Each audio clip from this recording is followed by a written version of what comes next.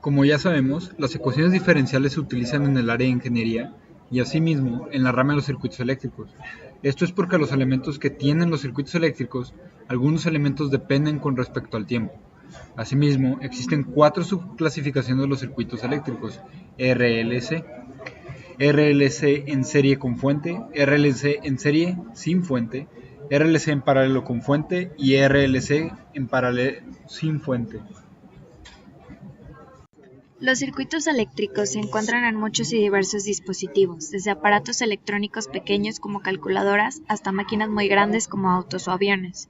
Los circuitos RLC en serie tienen una gran cantidad de propósitos. Entre los más conocidos están filtros de frecuencias, de paso bajo o alto, o transformadores de impedancia. Este tipo de circuitos son los más comúnmente analizados. Por otro lado, los circuitos RLC en paralelo con fuente de voltaje son menos comunes y con propósitos más específicos. Por ejemplo, la modelación de un disparador de una bolsa de aire.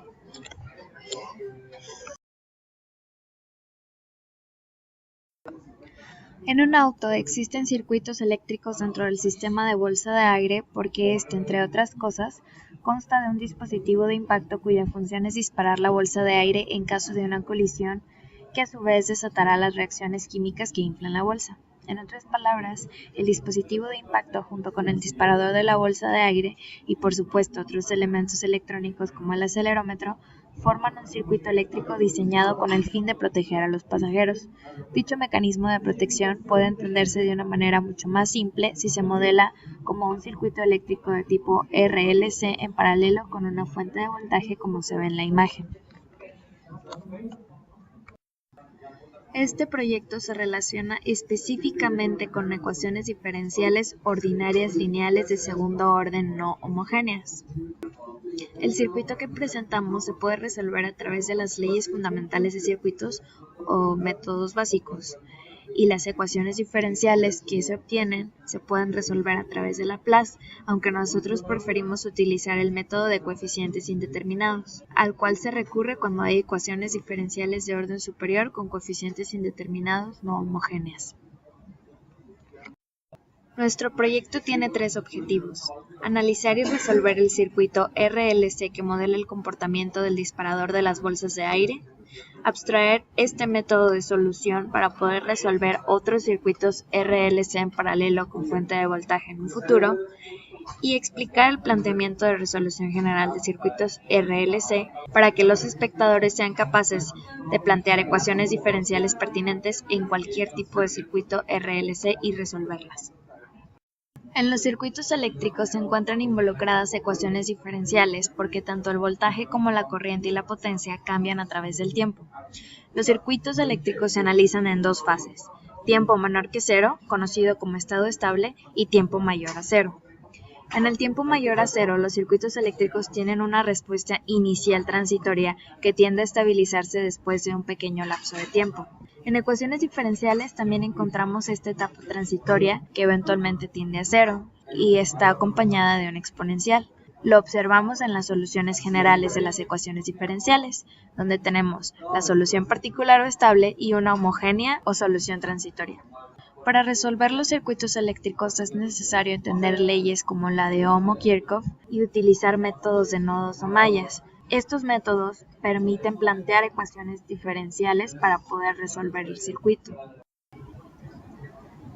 En el ámbito automotriz, una de las funciones del ingeniero es tomar las precauciones necesarias para mantener seguros a los pasajeros en caso de un accidente.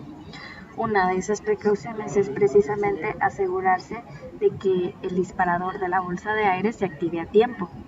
Para lograr esto, entre otras cosas, es necesario verificar la fiabilidad de los componentes electrónicos y diseñar un muy buen circuito para que el disparador de la bolsa de aire se active justo en el momento necesario, no antes y no después. Al resolver las ecuaciones diferenciales se obtendrá la solución general del circuito. De la misma manera se determinará qué tipo de circuito es: sobreamortiguado, amortiguado crítico o subamortiguado. Específicamente en el circuito que modela el comportamiento del disparador de la bolsa de aire, esperamos una gráfica sobreamortiguada. Este es el circuito RLC en paralelo con fuente de voltaje para poder disparar la bolsa de aire. Este circuito contiene una fuente de voltaje, un capacitor, un inductor y una resistencia. Asimismo, en este circuito, la resistencia funciona como un fusible, para que cuando ocurre el impacto del vehículo, la bolsa de aire se active y queme el fusible, desatando así las reacciones químicas que inflarán la bolsa de aire. Estas son las tres ecuaciones básicas de los circuitos eléctricos. Voltaje es igual a corriente por resistencia, esta es la ley de Ohm. Corriente es igual a capacitancia por la derivada de voltaje con respecto al tiempo, corriente en el capacitor. Y voltaje es igual a la inductancia derivada de corriente con respecto al tiempo, voltaje del inductor. En el análisis del circuito en tiempo menor a cero, solo se va a tomar en cuenta el circuito que está a la izquierda, que es la fuente de voltaje, y el capacitor, cuando el switch está cerrado. Así, el capacitor se va a cargar con el mismo voltaje que tenga la pila o la fuente de voltaje. En el análisis del circuito cuando T es mayor a 0, se va a tomar en cuenta solamente cuando el relevador está encendido, o sea, al momento del impacto. El relevador va a cerrar el circuito conforme con los elementos del capacitor, inductor y resistencia, haciendo que cuando esto ocurra, el capacitor va a funcionar como la nueva fuente de voltaje, haciendo que el fusible se queme. El análisis nodal del circuito, cuando el switch está encendido, se hace poniendo a tierra la parte de abajo del circuito y analizando cada uno de los elementos de este circuito, donde vamos a tener dos mallas.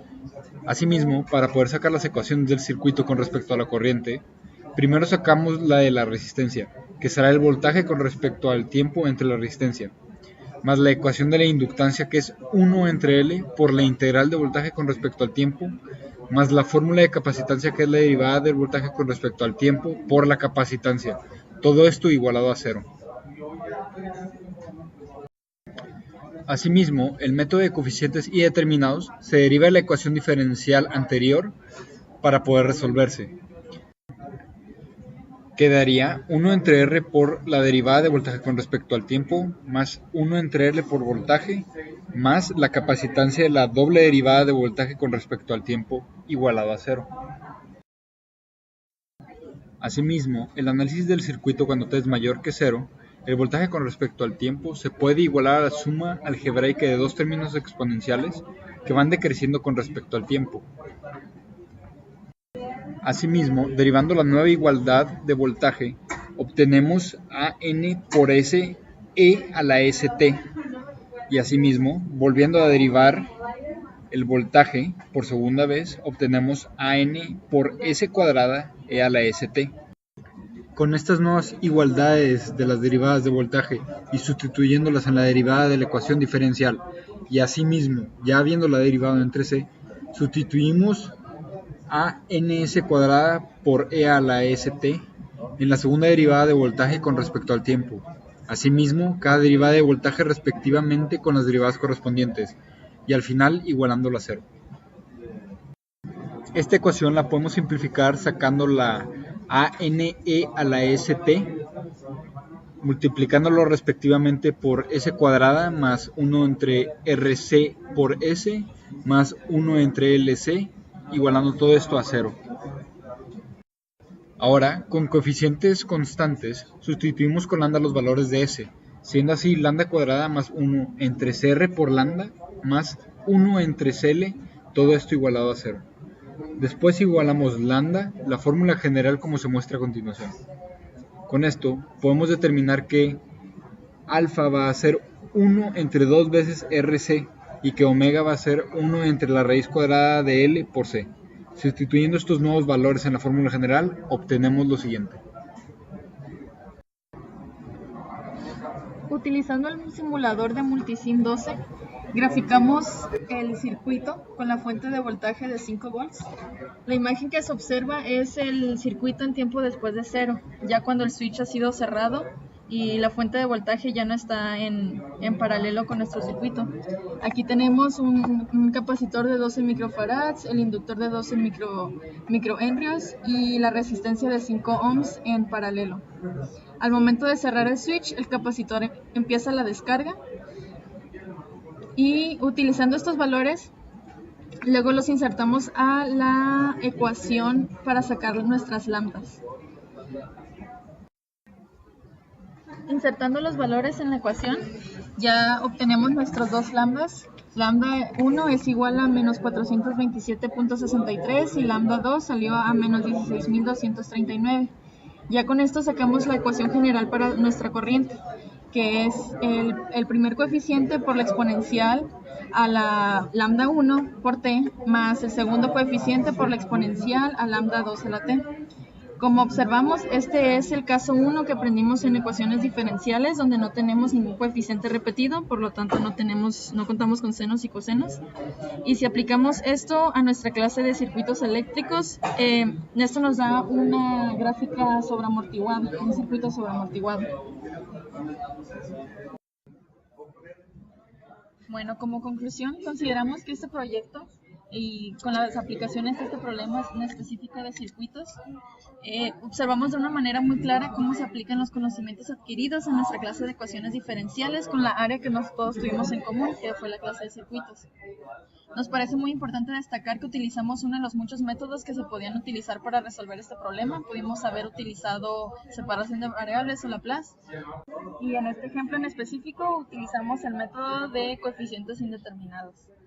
Luego, aunque pusimos un ejemplo relativamente simple, es una base muy importante porque a partir de este tipo de problemas se puede aumentar el grado de complejidad y simular otros fenómenos cotidianos físicos con circuitos, por ejemplo, algunos que utilicen corriente alterna en vez de la corriente directa que usamos en este caso.